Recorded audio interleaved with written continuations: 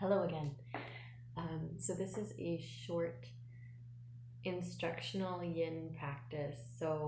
I will show you how to set up for a couple of yin poses, but they won't be held. So typically yin poses, um, to access sort of deeper tissue release, you would hold them for about 4 to 10 minutes. It could be even longer.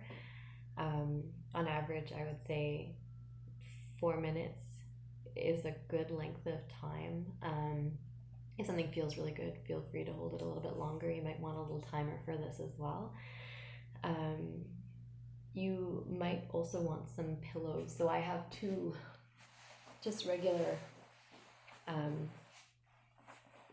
sleeping pillows. One of them I folded in half and shoved it in a smaller pillowcase, and the other one I folded in half the other way and shoved it in a small pillowcase. But if you have couch cushions, anything like that, often a long shaped one, if it's possible, that's a little bit firmer, would be great. But really, you could even just use rolled up or folded towels.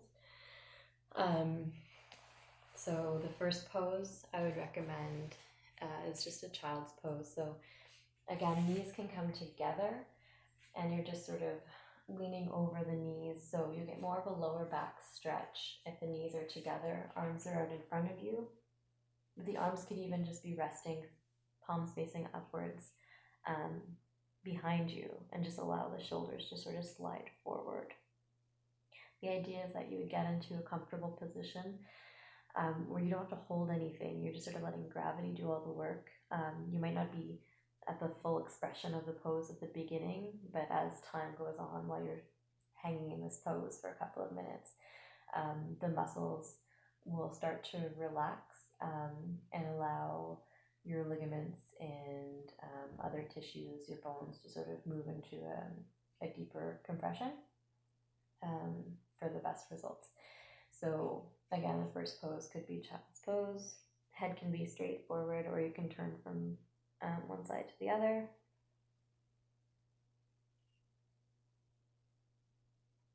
Coming out of this pose, I feel like it's nice to do just a couple of gentle cat-cows. Again, it's not a very active practice. It really is a passive practice. Coming to sit forward, bring the bottoms of your feet together, so your heels should be past your knees, not close in like that. And then making sure that your pelvis is tilted forward. Just bringing your arms up and forward, and then allowing your hands to come down to the ground to support you here, or even just resting the forearms on the legs. You can hold on to your feet. You can open the elbows up wide, depending on how much flexibility you have in the back body. You can even place a pillow or a block or some kind of prop here for your head. Just try to tinker around and find what feels comfortable, where you feel some stretch, some compression, but no pain. So as you're sitting in these postures, you should start to feel things opening up. Any tension or compression should become a little bit more easeful. If things are starting to feel a bit more acute or strenuous as it goes on, then back out of the pose, either completely or just to a more comfortable execution of it.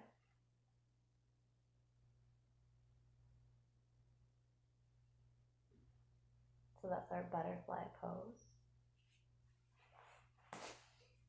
Next, Bananasana, because it's shaped like a banana.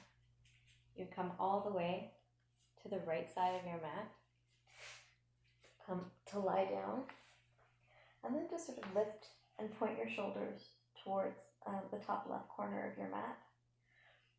Bring your left heel all the way to the bottom left corner, and then your right heel can come either just across on top or on the bottom of that heel. And you're going to bring your hands up overhead towards, again, the top left corner.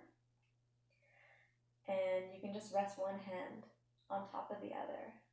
I find it most comfortable to turn my head and just let it rest on the fleshy inside part of my right arm.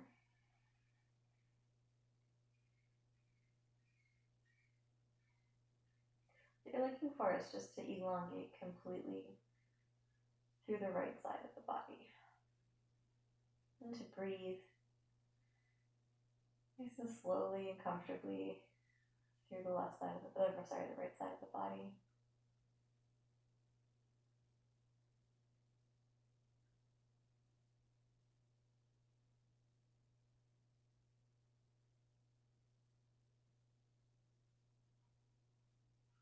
I tend to hold this one a little bit longer, maybe 5 or 6 minutes, just because it's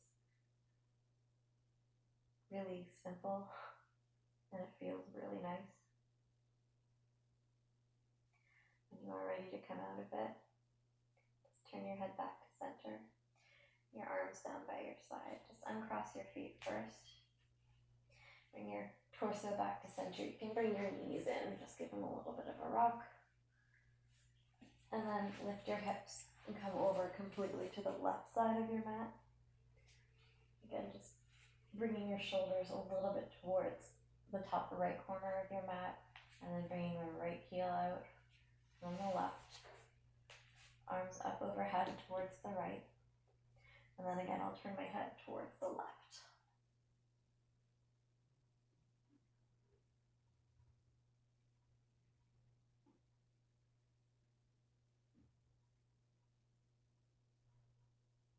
Ideally, you would find a way to be in these postures where you don't have to use any of your muscles. You want your muscles to completely relax. And then again, allow the posture to sort of delve a little bit deeper into your other tissues. So if there's a way using props or just finding a more comfortable position so you don't have to flex or engage any muscles, start there, even if it's stepping back a little bit from a full execution of the posture. And then coming back to center. Just bending your knees and extending the right leg all the way down. Bring the hips a little bit over to the left first, straightening through the right leg, and then crossing the left knee down over to the right side, and then bending through the right knee, so your right foot's going to come out behind you. Your left hand can grab on to the right foot, and then just tuck the left heel underneath the right knee. And then you lift and turn your head towards the left. So here you will see that you are still engaging some of the muscles.